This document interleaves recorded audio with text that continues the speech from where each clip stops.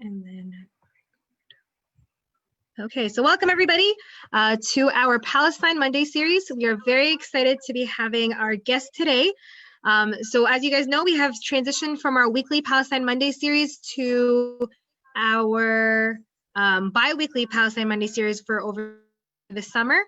We're very excited to be having Professor Loubna Kotami with us today to discuss what does normalization mean.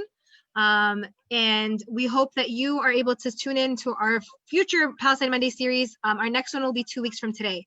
In addition to Palestine Mondays, we have a couple of other series that we are continuing, such as How to Tuesdays, Workshop Wednesdays, and other series that we're doing more on a monthly basis. So we also have a full program of our summer program happening both virtually and online, and we invite you all to check them out, including an Arabic conversation class. Please make sure to visit our website at www.paccusa for an update on all of our events. Before we begin, I am not going to show you the census video that I usually do because we're actually revamping it, but I am going to tell you all that it's very, very important for you to make sure you take the census. There's actually a deadline coming up, August 11th, where people are going to start knocking on your door. So if you have not taken the census yet, they're going to come up to 6 times to make sure that you complete the census. And the census is extra important for us as Arab Americans because we are not represented. There's no real census data out there for Arab Americans, and we need to make sure that people know that we count. So I know a lot of you have already seen our video. I'm going to put the link for the video in the chat, and hopefully next time we have this, we're going to have our updated video for the next time, and also to save on time for now. So please make sure to fill out the census. If you have any questions or need any help filling out the census, please call us at 973-253-6145. And we'll be more than happy to help you with any of your census related questions. In addition, Professor Qutami actually has completed or is working on an article about the census that we will also be circulating once that is completed. We would love to see your lovely faces, so if you can turn on your cameras, that would be very helpful and nice to make this feel as in person as possible. And now I'd like to formally introduce our speaker of the evening, Professor Loubna Kotami, who is an assistant professor in the Department of Asian American Studies at the University of California, Los Angeles. Kotami is also the former executive director of the Arab Cultural and Community Center in San Francisco and a founder and former international general coordinator of the Palestinian Youth Movement. Without further ado, the floor is yours. Thank you so much, Aranya, and the PAC Center in New Jersey. I'm really honored and humbled to be with you all today for this really important talk, and really just from California, watching the incredible mutual aid work you're doing, the service work you're doing for the community, really appreciate it. And of course, couldn't agree more that it's so important to participate in the 2020 census. So please, please, please, if you are an Arab community member or a community of color, it's so important to participate in the census. So today I've been asked to talk about normalization, what it is and how it's manifesting in our various Palestinian communities, both within the homeland, but especially diasporically in the Shatat, in the Palestinian community here in the United States. And I just want to start with a very kind of defined definition for normalization. The concept has always existed in the Palestinian revolutionary tradition, in our practice in trying to realize an independent, free Palestine from occupation and from colonialism. But more recently, the term has really kind of grown in terms of popularity and understanding and thinking about it since 2005, since a coalition of hundreds of Palestinian civil society organizations made a call to the international community to boycott, divest, and sanction Israel. The BDS campaigns and movements that have spawned since 2005, but especially after 2010 here in the United States, one of the most instrumental gains that we get from them is that they denormalize what Israel is doing to the Palestinians and in Palestine, and the very concept of Zionism itself as a belief in a Jewish-only state that is exclusive, that is oppressive of all Palestinians and other communities. So the kind of defined articulation of normalization as it's articulated by the Palestinian Campaign for the Academic and Cultural Boycott says that it's defined as the participation in any project, initiative, or activity in Palestine or internationally that aims implicitly or explicitly to bring together Palestinians and or Arabs and Israelis, people or institutions, without placing as its goal resistance to and exposure of the Israeli occupation and all forms of discrimination and oppression against the Palestinian people. That is the PAC-B definition for anti-normalization work. In addition, PAC-B defines normalization as a form of colonization of the mind, whereby the oppressed subject comes to believe that the oppressor's reality is only normal, is the only normal reality that must be subscribed to, and that the oppression is a fact of life that must be coped with.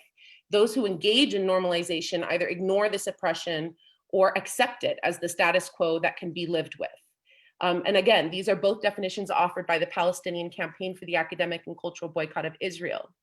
But I think something that is important is to think about what it is that's being normalized when people and organizations and groups participate in normalization. So, you know, it's so important for us to kind of revisit the understanding of Zionism as an ideology and how it's manifested into the creation of the State of Israel and its policies since 1948. The first thing that's really important is revisiting the history of Zionism and its manifestation in Palestine previous to 1948. And so one of the first ways that early Zionists were making way for the creation of the new state was through a disposability of Palestinian labor. So Zionist organizations were coming to Palestine, purchasing large swaths of land and prohibiting Palestinian Arab workers from working within that land. So that first element of Palestinian labor disposability was the first kind of tenet to that Zionist project. Of course, by 1948, through the events in 1948, the Palestinian Nakba, the catastrophe, the forced removal of Palestinians from their land, the uprooting of over 800,000 Palestinians and their dispersal to different corners of the world, as well as many more internally displaced. But Zionism also includes the decimation of any physical traces of Palestinians in the land. So any historical architecture, libraries, homes, institutions, the complete destruction of our landscapes in our historic homeland. In addition, the erasure of Palestine from world maps and the historic record. So we all are familiar with very typical Zionist slogans that say a land for a people without a land, that they arrived to Palestine, it was an empty land and they made the desert bloom, right? That there was no such thing as a Palestinian, there's no such thing as Palestine. So that kind of erasing of Palestinians from world consciousness, from historical archives, as well as, you know, that kind of driving logic in Zionism also drove the attacks of Israeli state forces to Palestinian archives, looting of Palestinian archives throughout history, and burning and destruction of Palestinian archives. The erasure of the suspension of Palestinian bonds to one another, to history and to land. So again, the decimation of an entire infrastructure of a society and a peoplehood, and the racialized criminalization and containment of counter narratives. So when people speak up against those Zionist truths that say there was no such thing as Palestine, there was no Palestinians, no Nakba ever happened, then they are then criminalized for that kind of activism and discourse and speech. And of course, the last thing that maybe we're more recently seeing is an appropriation of Palestinian culture. So after decimating Palestinian society and land and history, there's now this inclusion of hummus as an Israeli cuisine, right? Or falafel as an Israeli cuisine, the theft and looting of Palestinian culture. So these are really important because when we think about normalization, you know, the BDS call for the boycotts, the BNC's call for boycotts and to not normalize what is happening in Palestine by the Israeli state and the occupation. On the one hand, it's not normal, right? This is not a normal living condition in the sense that this should not be tolerable. This shouldn't be something accepted as a status quo because it is an egregious violation of rights. It's an egregious violation of political freedoms. And there's so much pain that has been inflicted upon the Palestinian people and violence that's been weaponized against Palestinian geographies and peoplehood. But on the other hand, if we understand Zionism as a settler colonial project, all of those things I just talked about are actually quite normal for settler colonialism. They're the same techniques that were used in the settler projects that came to the Americas, that committed genocide against indigenous people, that stole lands, that destroyed architecture and agricultural histories of indigenous people. So when we say anti-normalization, what we're saying is that we are working to make sure that the world that we want to live in does not accept this type of project and these types of violences as a status quo, as normal, even as we recognize the Zionist project as deeply consistent with the history of other settler colonial projects, whether it's in New Zealand or South Africa or Australia or the US, what Turtle Island currently called the US today.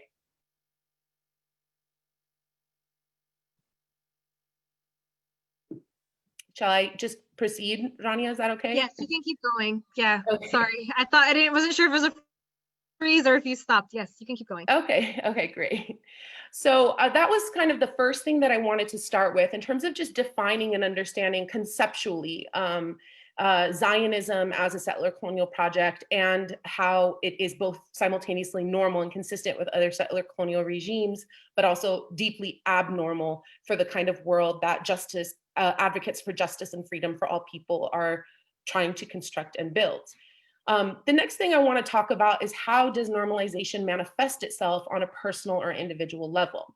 And I think that this is something that is, any Palestinian, whether in the homeland or across the world, experiences the quote unquote normalcy of Zionism and how it's become normalized in our societies in such intimate ways in their day-to-day lives. The first is the fact that the normalcy afforded to Zionism and the policies of the Israeli state has conditioned so many levels of power relationships. So if you have students in a classroom, a young student in high school who's learning about the history of politics in the region, and a teacher is teaching a very conventional mainstream narrative that it was the Arabs, for example, who rejected the UN 1947 partition plan. And there's always these kinds of hidden misconceptions that Palestinians and Arabs were backward and barbaric and anti-Semitic and didn't want to accept the arrival of Jewish communities. It's never framed as a project of settlement and of colonialism, as a project that forcibly uprooted Palestinians and destroyed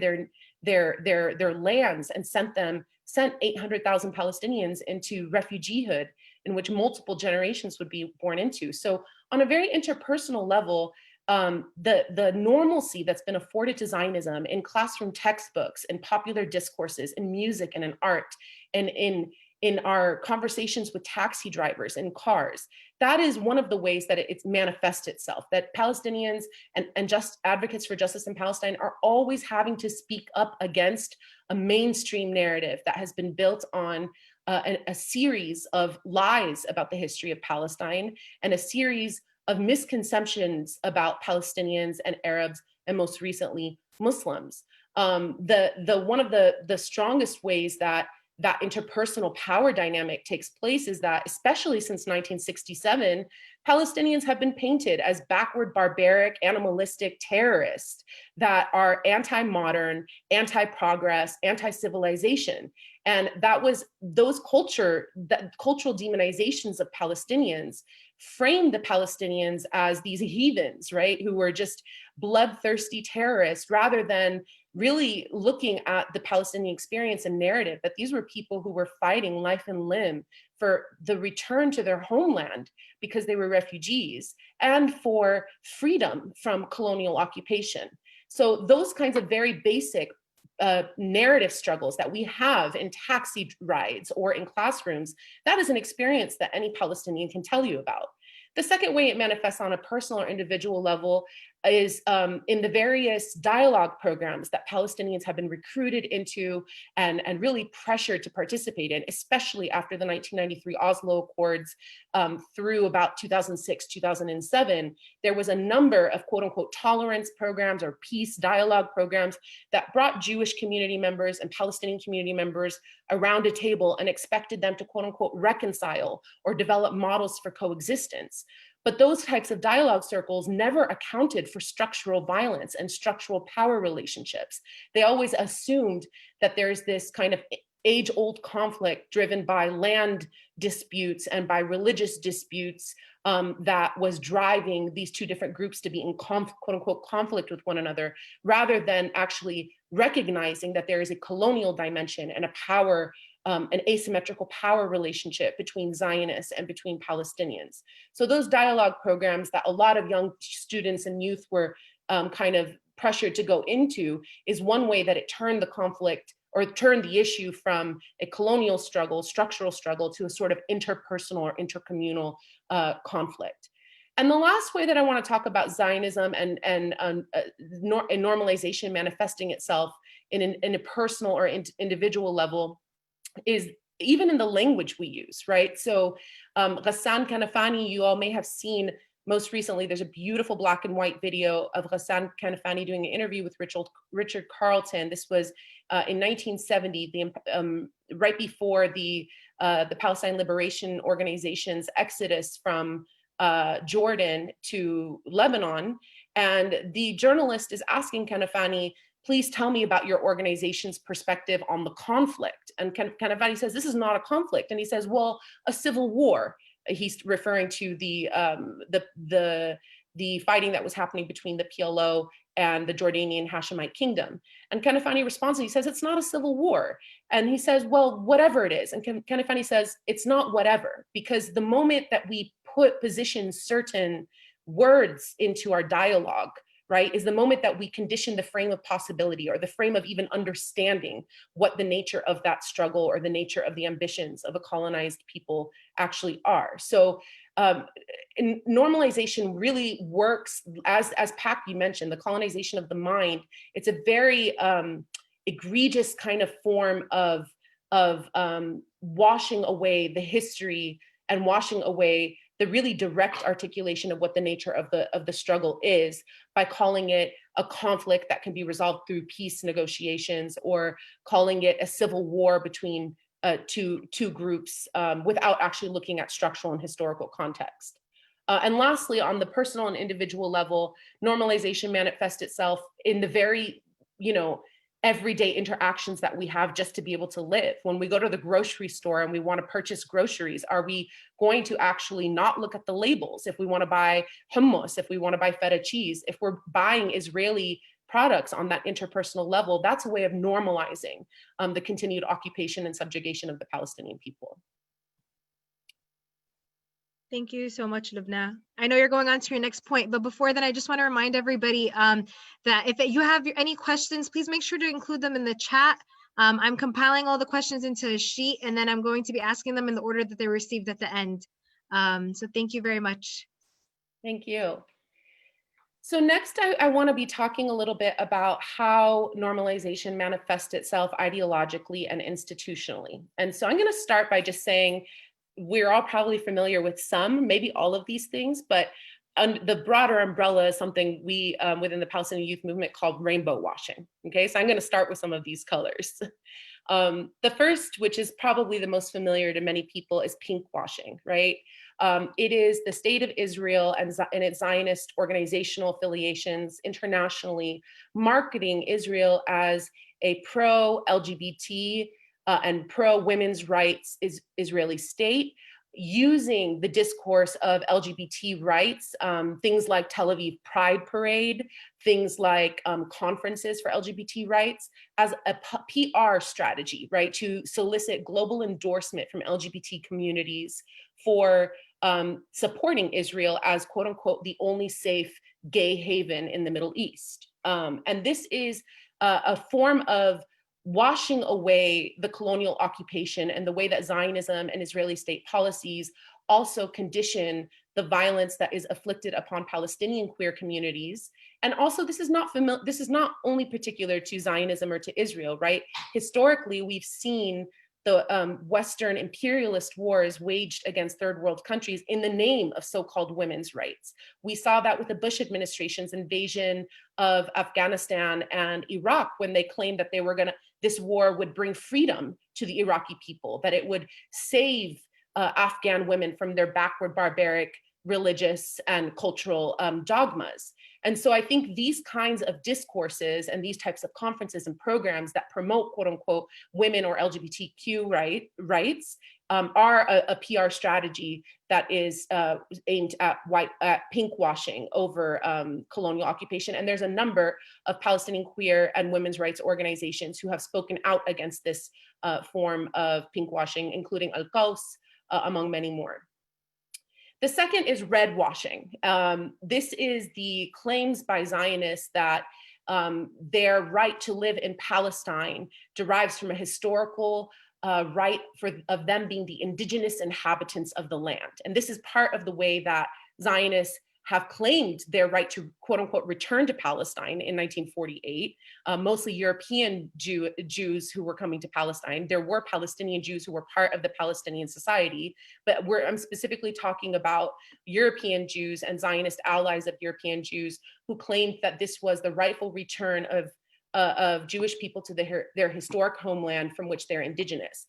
And this PR discourse results in many organizational initiatives meant to build Native American or indigenous community endorsement for the state of Israel and endorsement for the Zionist struggle more broadly. The third is is Black, right? The Zionist appropriation of Black Jews, such as Ethiopian Jews, using them as poster children to show the quote unquote diversity of the Israeli state, to showcase the pro-equality, anti-racist, quote unquote, nature of liberal Zionism that includes a diversity of different kind of racial and ethnic communities under the banner of Israel. And this also manifests organizationally in the many organizational initiatives that try to recruit young Black organizers, for example, in the United States, to come on free, all expenses paid trips to Israel and have them have meet and greet organizational meetings with, for example, Tel Aviv's Black Lives Matter movement, right? Meanwhile, what's being totally erased from the storyline is the occupation, subjugation, and dispossession of the Palestinians, in addition to the community of Black Palestinians who have long been a part of the fabric of Palestinian society. The fourth is brown. So again, this is very similar to the black washing, the brown washing, which is trying to solicit increased support from immigrant communities, from non-Black people of color, non-Black, non-Indigenous people of color, hosting a range.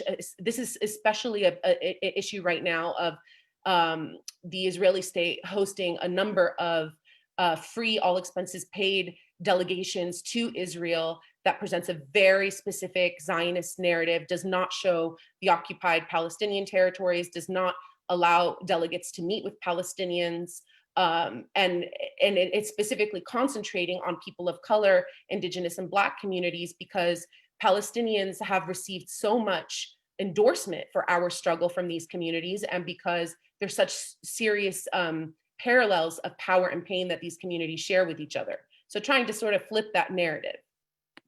These PR campaigns and their organizational manifestations try to get a buy-in into Zionism and the Israeli state from communities whose own humanity has been elided by colonialism and dispossession and so forth. The fifth is greenwashing. So this is especially becoming, I mean, this is really historic for the Zionist project in the Israeli state, marketing itself as a environmentally friendly, protection of environment, agriculturally innovative society, from the early kibbutzim models of work the land, become one with the land sort of models, up until today, where Israel is producing all of this new technology in green new energy and in new agricultural projects. Now, what these kinds of collaborations between the Israeli state or Israeli green environmental organizations and global organizations, what it fails to do is actually recognize the rampant environmental racism and destruction of natural environments in Palestine, including the uprooting of some, for example, indigenous 500,000 Palestinian olive trees and the replacement with avocado trees, which are not indigenous to the region. So the sort of environmental degradation that's happening to Palestinian society and land then being covered up by marketing itself as an environmentally friendly project. And I think that this is a really a place that we should really concentrate on our anti-normalization organizing, because, for example, in the very moment that the University of California, Davis, their student body had passed a resolution for boycott, divestment, and sanctions of Israel, their student body, the organization signed a brand new deal in 2017 with the Israeli state that would allow Israel to teach UC Davis how to grow its environmental protection advancement programs. The sixth is blue washing. So there's two blue washings. I didn't know how to decipher them.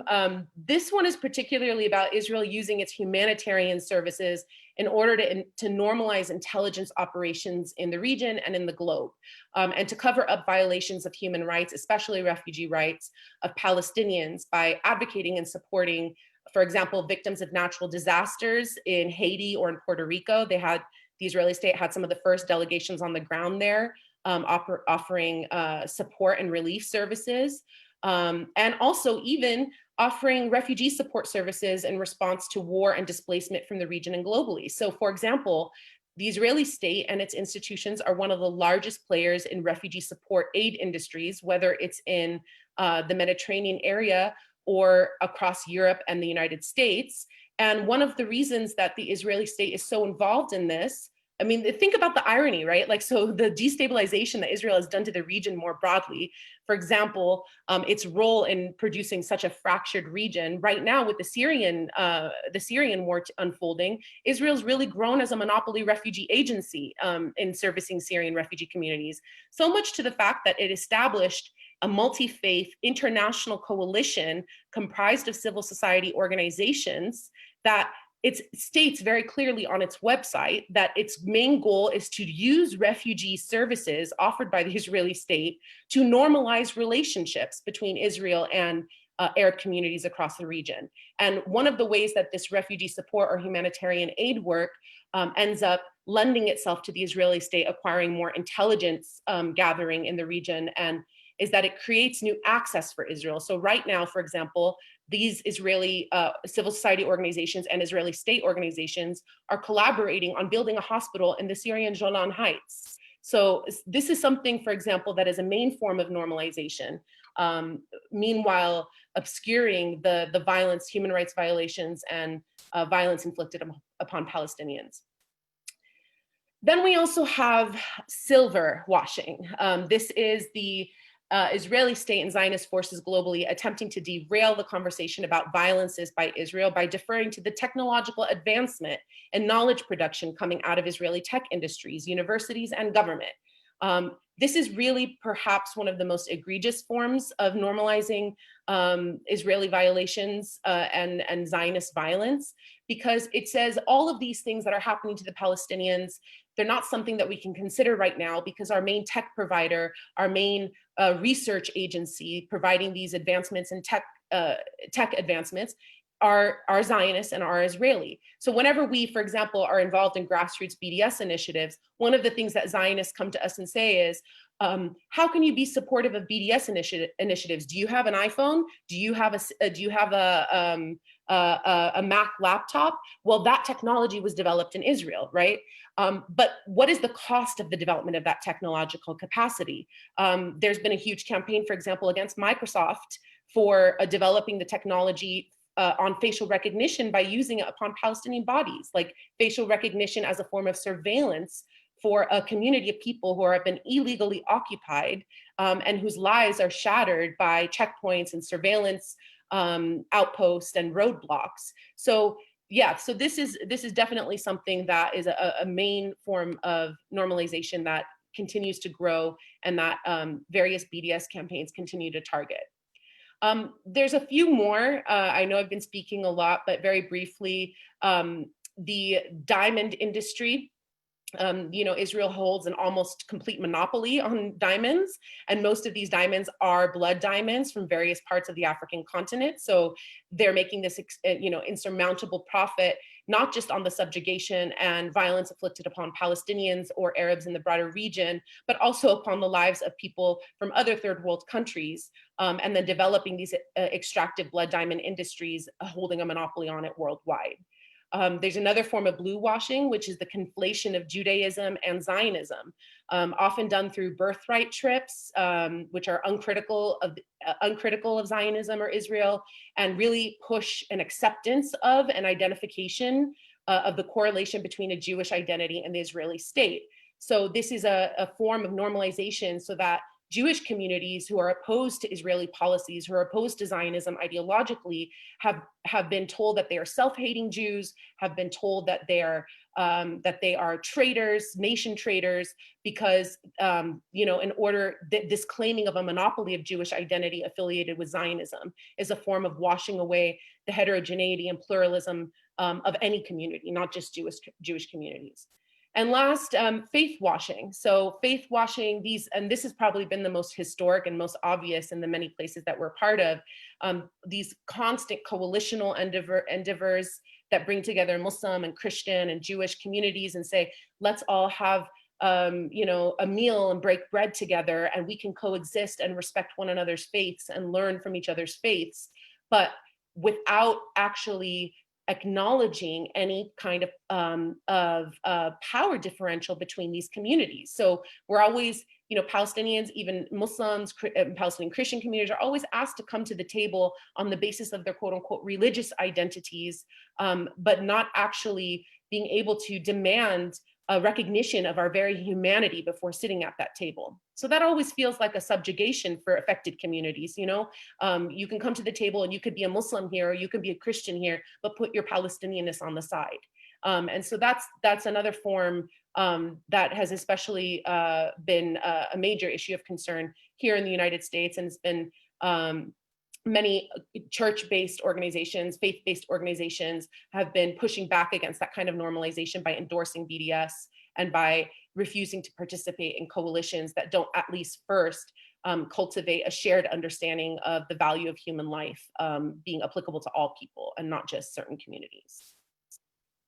So these are some of the ideological and the organizational ways that normalization takes place. I think that these sometimes are less recognized or obvious compared to some of the other more recognized forms, especially on a government level. But just to sort of go over some of those government manifestations of normalization, I'll start in the United States. So obviously the unconditional financial aid to Israel for decades on end. There was a period of time where the United States aid to Israel constituted more than the aid that the US was giving to I think over 70 other third world nations entirely. The persistent vetoes to UN resolutions, the criminalization of Palestinian organizing and leaders in the Shatat. So this is not just about Israeli state operatives or the Mossad, its intelligence agencies, although the Mossad has also historically operated outside of historic Palestine. But in collusion with states such as the US government, there are many policies and there are many forms of legislation that have been adopted and that have been, unequivocally accepted in order to criminalize Palestinian activism and Palestinian narratives.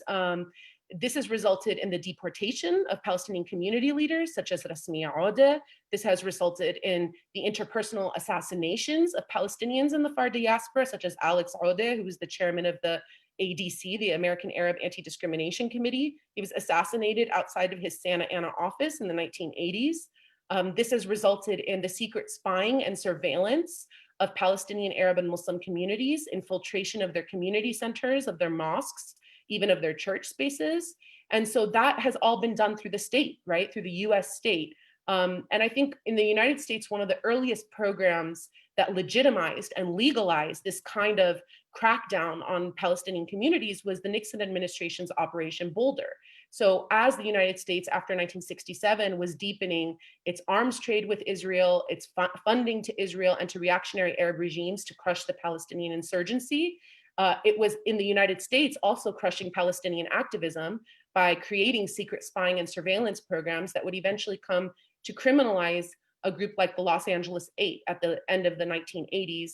A group of 7 Palestinian students and 1 Kenyan woman were criminalized for advocating on behalf of Palestine. And we saw scores more of that following throughout the 90s and following September 11, 2001, the Holy Land Foundation case, the case of Sami al-Ariyan, and so many others. So the state, the United States, it should not be a surprise that the United States has created policy and implementation of repression policies in order to normalize Zionism in Israel and to suspend any critique of Israeli policy any critique of Zionism, any challenge that's happening to the dominant narratives. And this is, as I mentioned in the very beginning, these are the technical implementations of erasing Palestine from world maps, erasing Palestinians from the land, and silencing all and criminalizing all forms of dissent. And on a more pragmatic level, the way that government normalizes its relationship with Israel is through military and police training and exchange programs, which especially after 9/11, it's a really interesting thing to look at September 11th, after September 11th, 2001, Netanyahu made a speech that basically proclaimed Israel to be the forerunner of the war on terror. And in that moment, Israel really started to develop its crowd control, surveillance, and repression techniques, tested first on Palestinian bodies, then exported across the world. The International Jewish Anti-Zionist Network put together a report that showed that between 2004 and 2011, the Israeli economy went from 4% dependent on arms trade to 25% dependent on arms trade. So in every incursion and attack the Israeli state is using against Palestinians, including the 2009 attack on the Gaza Strip, it then takes those surplus weapons and those new tested surveillance and weapons techniques and materials and sells them to repressive regimes, whether it's India or Brazil or the United States. And so that is a real way that the Israeli state has normalized itself on a government to government level. And I think right now is a very clear opening for us to be able to challenge that. Because if we look, for example, at a city like Minneapolis, where, the Minneapolis Police Department who murdered George Floyd, this is a city that has had a number of Israeli police exchange programs with the Minneapolis Police Department, one as most recent as 2017, and some hosted by the Israeli embassy here in Chicago, hosted specifically for the Minneapolis Police Department back in 2011. So these kinds of techniques of chokeholds and knee to the neck restraints and the kind of militarization of weaponry and surveillance tools being used in inner cities in the United States, of course, they derive from the decades-long war against Black communities and indigenous communities in the US, but the technological sophistication of them in the most recent period is also due to increased normalized relationships between policing here in the United States and the Israeli state. And of course, on the last level, on the government level, the exceptions that are afforded to its citizens in the United States based on dual loyalties. So we have Israeli citizens who also are US citizen holders who have served in the Israeli military and who have come back to the United States after a number of murders that they've conducted against Palestinians, after a number of human rights violations, and there's no interrogation about their participation in these kinds of crimes against humanity in service of another nation's military. So I want to talk a little bit about what makes anti-normalization organizing so hard in this current context, and this connects to the other forms of government relationships with Zionism and with the Israeli state, normalized relationships. The first, which we can't avoid, is that Arab states have normalized their relationship with Israel as a state for a very long time. And these took place through reconciliation and peace agreements, whether it was Camp David, and then it was eventually extended formally to Palestinians in 1993, the PLO, when they sat down at a table with the Israeli state and said in 1993, we are going to surrender our movement, surrender our resistance movement in exchange for a state, for your promise, the Zionist colonial occupying promise of a state.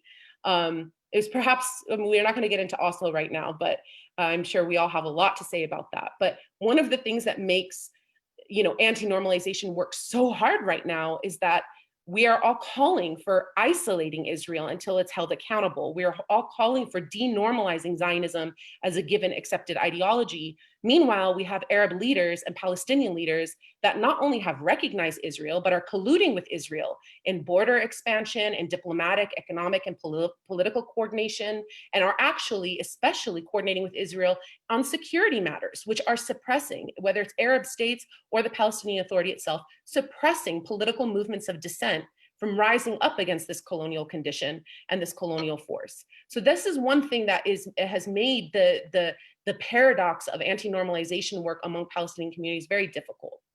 The second is that there's this entrenched economic system in Palestine that prohibits a sovereign Palestinian national economy. So anti-normalization is always contextual, right?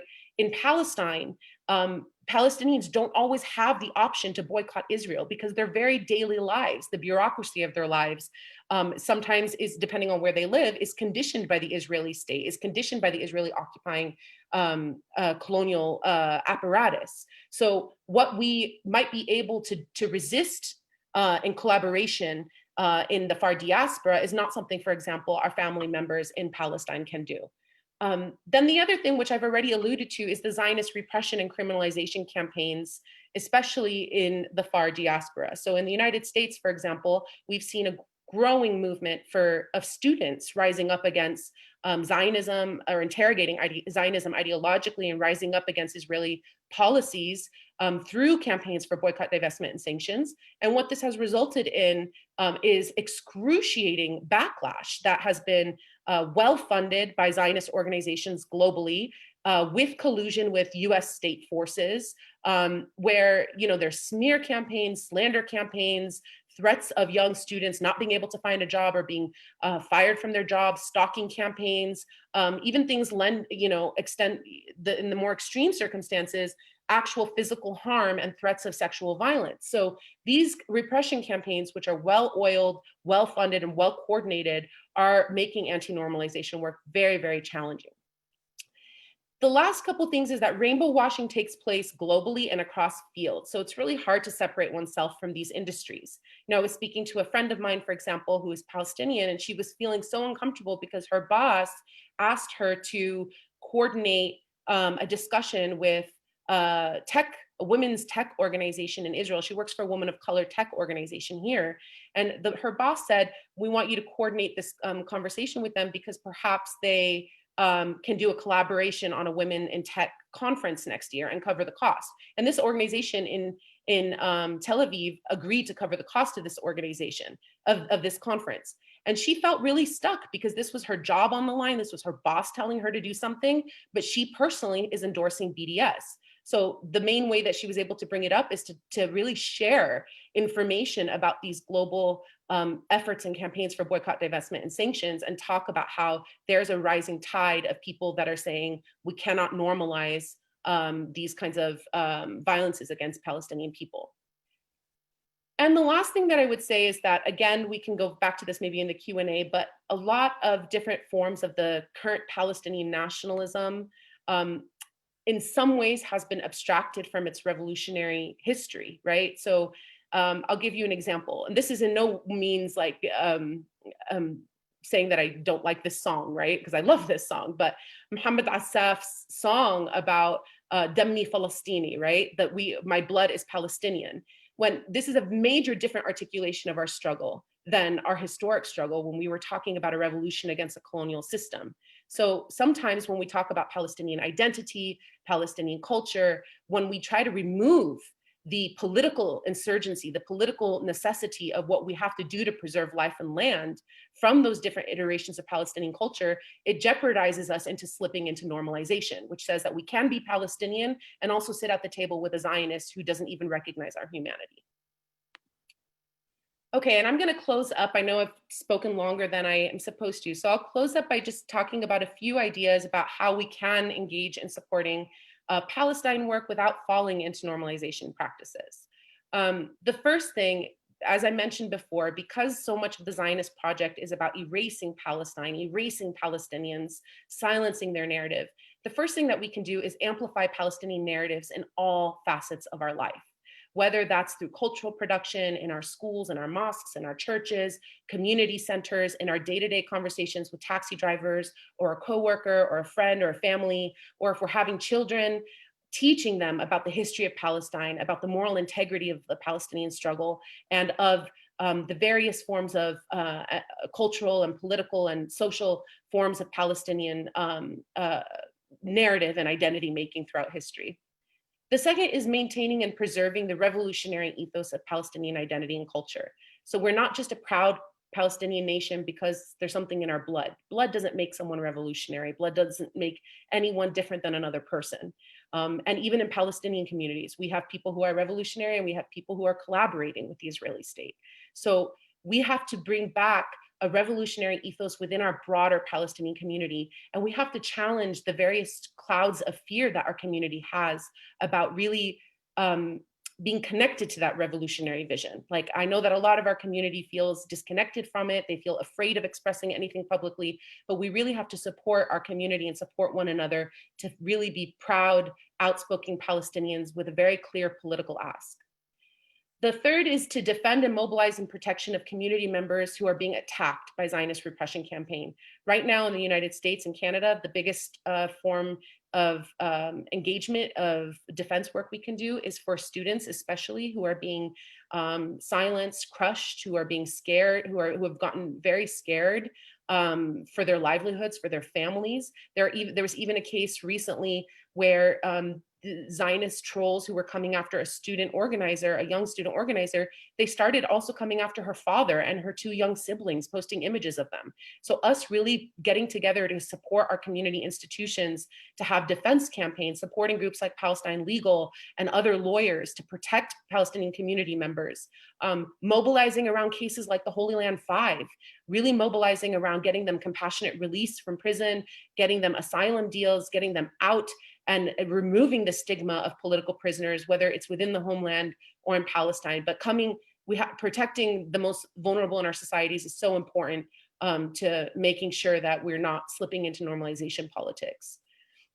Refusing to participate in dialogue circles. So anytime there's something called a dialogue group or a dialogue space, refuse to participate in it unless there is a very clear recognition of Palestinian humanity before walking into that space. I think there was a beautiful op-ed written by Ben Lorber from Jewish Voice for Palestine and Taha Herzullah from American Muslims for Palestine, where they talked about a different kind of interfaith coalition work where Jewish and Muslim and Christian communities could come together, could really think about coexistence around shared principles of freedom and dignity, and for all communities, despite religion, ethnicity, and race.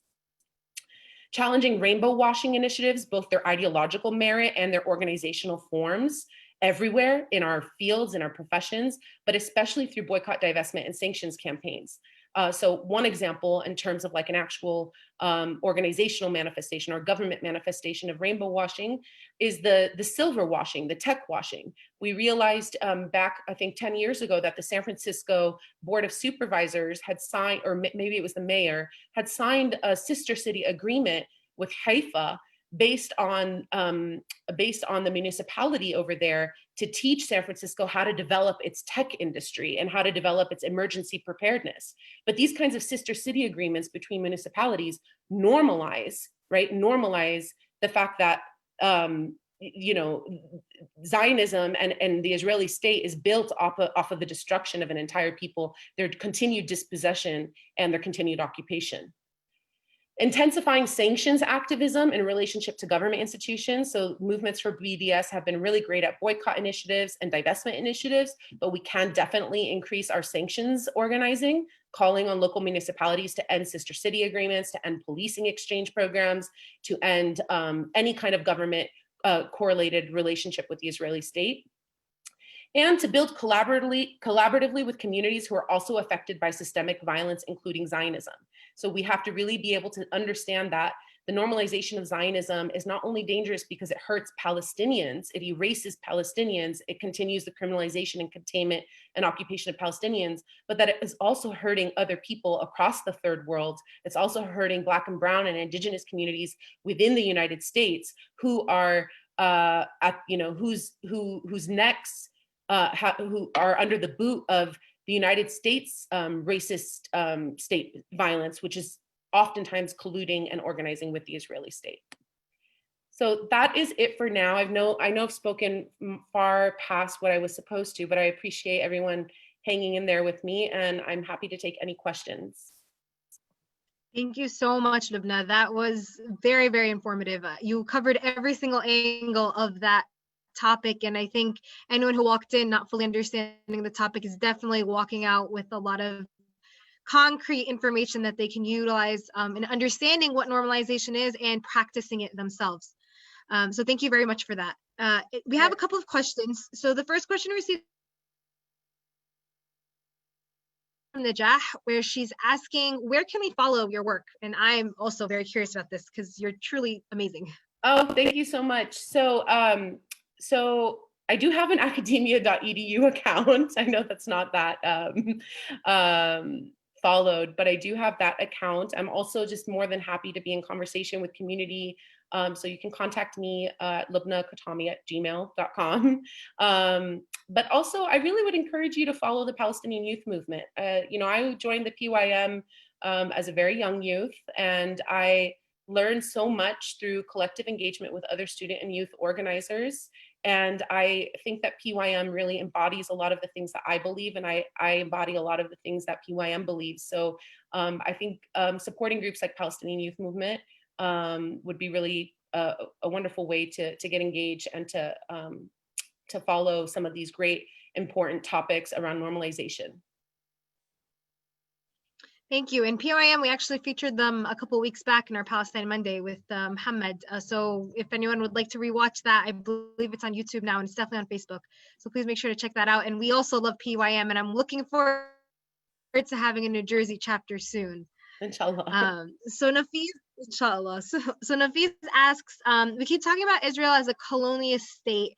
Colonization was always an established country claiming new territories. Israel is an occupation looking to create a new country rather than an established country claiming new territories. So my question is, how much can we use the history of colonization to address and develop the narrative of what's happening in Palestine today? I think this is a really great question, Nafis. Thank you for it. I think there is a wonderful essay by Dr. Fayez Sayegh, written in 1965 called Zionist Colonization, Zionist Colonialism of Palestine. And I think he definitely alluded to the distinctions between the Zionist project and other settler colonial enterprises, because in the context of other settler colonial enterprises, they always committed genocide against indigenous communities, stole their lands, decimated their societies, but in the final instance declared their independence from the mother nation that they were born out of, right? Whereas in Zionism's case, it was measuring or developing or constructing its new national identity, not against a mother host country that had sent them into colonization, but against really vague ideals of, for example, the transition between the figure or the image of the subjugated Jewish person prior to 1948 and the powerful, mighty, new Jewish nationalism that was redeeming its history through the colonization of Palestine. So I think that essay in 1965 is so relevant even today, because I think that Zionism still continues to try to develop a monopoly on a Jewish national identity and a monopoly on Jewish nationalism by framing itself through kind of an oscillation of being both in defensive struggle and an offensive struggle. The offensive struggle, which is most reminiscent of colonial enterprises around land expansion, around forced removal, et cetera, but defensive struggle saying that all of this is needed and justified in order to preserve the safety and protections and rights of Jewish people who are under threat of extermination, and applying those histories of racist, eugenic, Nazi Germany and the Third Reich, applying that discourses upon the Palestinians, when the Palestinians since 1967 have reiterated over and over and over and over again that their struggle is not against Jewish people, and their struggle is not against the sovereignty and the protection and the rights of Jewish people in Palestine, but that it was against the project of Zionist colonialism. So I think that that's a really important question. I encourage you to look at Fayez Sayegh's 65 article, because I think it's very helpful to think through that. Thank you very much. The next question is from Haneen, and she's asking if you can reshare the name of the article by Palestine, for American Muslims for Palestine and JVP, Jewish Voice for Peace. I can't remember it off the top of my head, but it was written by Ben Lorber and Taher Herzallah. It was a couple years ago, and they were addressing the growth of interfaith and multi-faith alliances that didn't take anti-Zionism as a starting point. And they gave kind of an example of a way to do interfaith work between Jewish, Muslim, Christian, Palestinian, white, and people of color communities without having to sort of erase or eclipse a conversation around Zionism. I think I may have found it. If I found it, oh, yep, Ben found it. Thanks, Ben. Yeah, it's on Al Jazeera. Okay, I think it's a very important article to read because I think especially any college students, you can easily fall into that trap, not knowing or fully understanding how to navigate that. So thank you very much for that resource and going into that in the first place. Now, please also ask another question. Could you go over again, what does red washing mean? Yes. So this is the claims by Zionists that they are indigenous to the region, that this is their historic homeland, that they were expelled from it centuries ago. They're making their rightful return to their indigenous lands.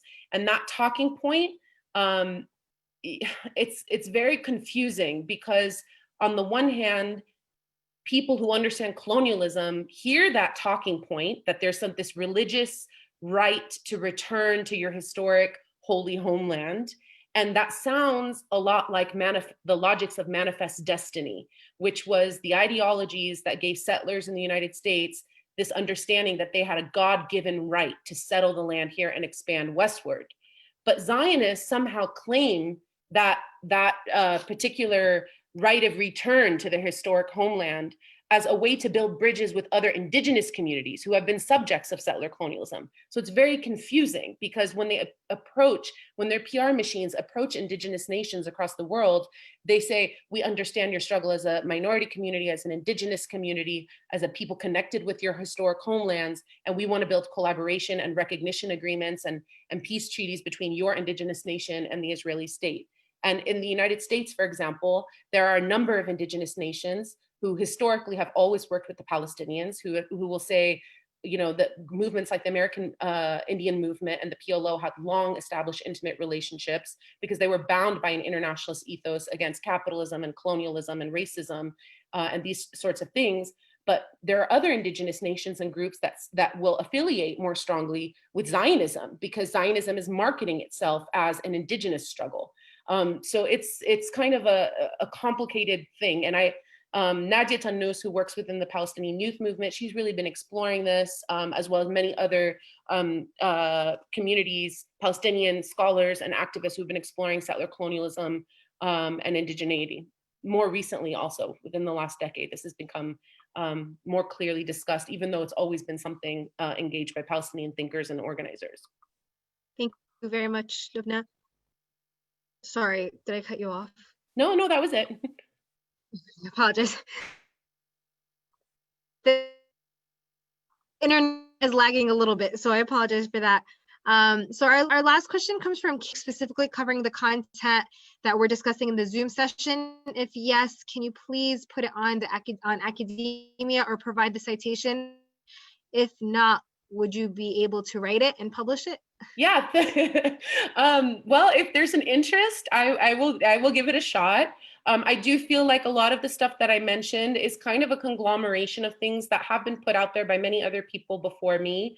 I do have an essay with Omar Zaza called The War of Words, and that addresses the importance of sticking true to some of the historic Palestinian terms and words so that we don't risk slipping into normalization. So that's something that maybe could be helpful on a discursive or sort of language level around normalization.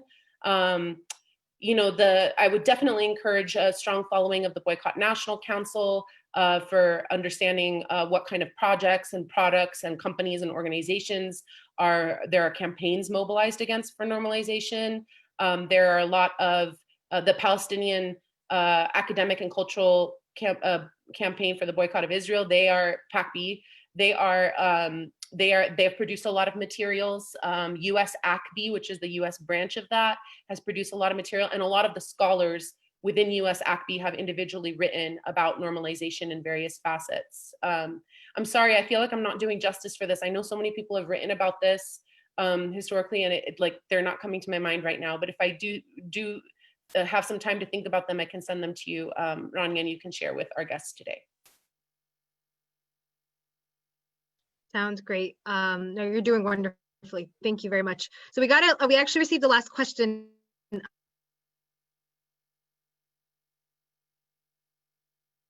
Answering question from Ben. He says, thank you, Professor Kotami. You were amazing at the end this year. My question, how do we understand our position as settlers in the United States while advocating for Palestine against Zionism at the same time? So this is an important discussion. And I think that the discussion is not only in relationship to, our presence here in Turtle Island and how that might position us as settlers in relationship to indigenous communities from whom this land has been stolen and who continue to wage struggles in defense of land and defense of sacred sites and defense of cultural revitalization and the bonds of their nations and peoples, but also in relationship to Black communities who have, the very existence of this country wouldn't even exist without, the theft of Black people from their homeland and bringing them through the Middle Passage and controlling their bodies and labor as subjects of property for generations on end. So there's a lot of really important discussions happening, especially right now within the last few months since the uprisings around Movement for Black Lives. And I think that it's very important for us to collectively keep thinking and working and growing and learning together about our positionality.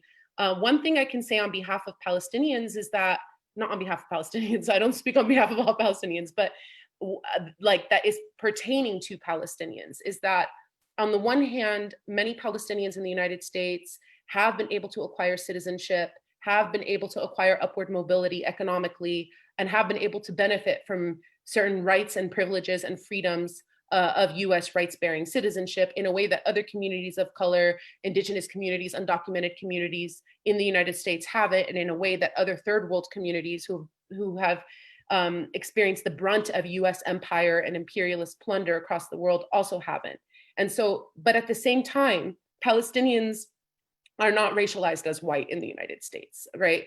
Those cultural demonizations of Palestinians since, throughout history have persist today. The criminalization of Palestinians persists today. The erasure of Palestinians in US popular mainstream academic also exists today. And I think that, rather than saying, oh, Palestinians, we're settlers, I'm gonna acknowledge that I'm a settler, something that the PYM has been really reflecting on is the concept of an arrivant, borrowing from other indigenous communities, which is that we're not quite settlers, white settlers who came here and profited from systems of whiteness, because part of the whole reason we're here is that we were expelled from our homeland, right?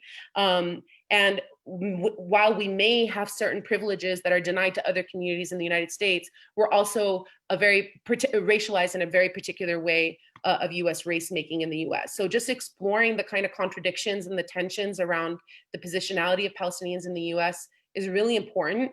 One, so that our allies can really understand the struggle that even Palestinians in the US are having. It's not just about Palestinians back home, but it's also about Palestinians in camps across the region and across the world. And two, so that Palestinians can understand our contributions and our loyalties and our commitments to the struggle of other oppressed people here in the United States and not collude implicitly or explicitly in their subjugation. Absolutely. Thank you so much, Dr. Loubna Qutami. It was an absolute pleasure and honor to be hosting you today for our Palestine Monday series. We hope to see you again hopefully in different capacities and to learn from all of your expertise. I want to thank all of our wonderful attendees for listening and tuning in today. Our next Palestine Monday series will be not next week, the week after, which is August 10th. We ask you all to join us. I'll also be sending out a reminder email. Please also do not forget, if you have not yet completed the census, it is very important for you to complete the census at your earliest convenience. And we also challenge you to check in with 5 other people to see if they have completed the census as well. So please make sure that you, your loved ones, your friends, everyone you know, and everyone on your contact list has completed the census. These webinars are brought to you by PAC. Don't forget to see a full list of all of our upcoming events and to donate to keep these programmings going by visiting www.paccusa.org. We hope to see you in our future webinars. And once again, I'd like to thank Dr. Kotami for her time. Thank you so much for having me and for everyone for joining. Thank you. Thank you all. Have a wonderful night. Shukran.